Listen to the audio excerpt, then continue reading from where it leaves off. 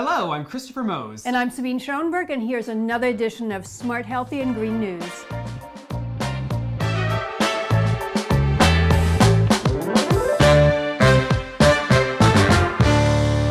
There's an interesting conversation going on around appliances. It's appliances as a service, and you may have heard about software as a service, a way that the tech industry has really been evolving towards as software is continually rolling out with updates. So could this have an impact as a managed kitchen as our appliances and household items become more complex and connected? Yeah, I think when we think about it, there is a definite shift. Every appliance maker is talking about the connected refrigerator, the connected coffee maker. In fact, we just tested one of them.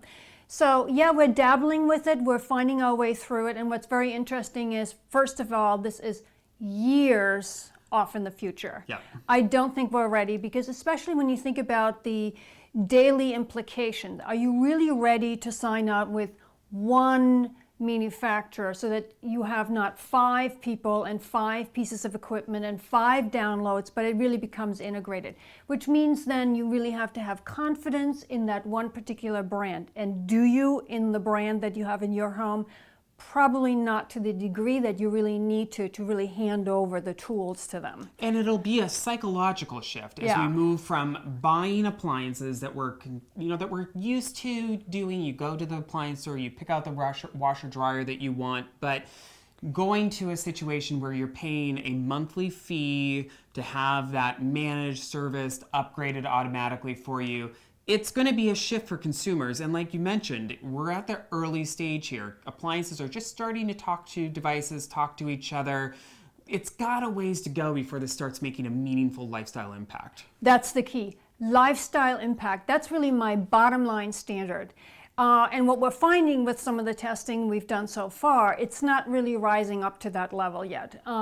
Once it crosses that bar, I think we're going to make some headway, but we're certainly not there. We just want to bring it to your attention because it's kind of the conversation of the day in appliances, and I'm sure we're going to hear more on that once we get into CES next January, and we want to just sort of prep you ahead of time. Definitely.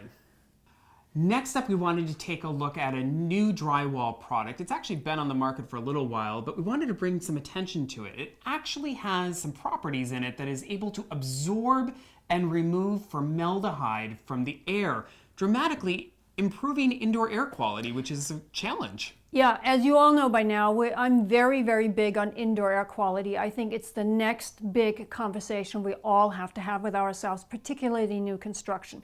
Houses are getting tighter and tighter. At the Greenwich house, I installed the separate Zender system, really to have superb air quality. I think it's a must-do. So to the extent that each building material can do its own part to cleanse the air of those pollutants, I embrace it and applaud them. Let's not forget, it was the wallboard that caused the problem coming out of China, and you've seen it installed in certain southern regions, Florida especially, and it had real serious chemical off-gassing. It was one of the products that actually started this whole conversation, and so I can see why they, as an industry, want to be in the forefront to really turn that around now. Finally today, out of Santa Monica, California, they are putting forth new regulations where they want all new home construction to be net zero energy. What exactly is net zero energy, Sabine? Yeah, that's one of those terms being thrown around very loosely. Basically, it means that whatever energy your house uses, it also needs to produce itself. It drives really toward green sources of alternative energy. That's really what the conversation goes toward. And of course, we know California is a trendsetter. So don't be surprised that it's going to be pushing eastward with these standards. And we'll see, especially as the solar industry comes up very rapidly, we'll see what's going on with Tesla, as we reported last time. There are going to be changes there, and it's going to be groundbreaking. So I think it's doable. And so it's a tough standard, I will tell you. Very tough to meet.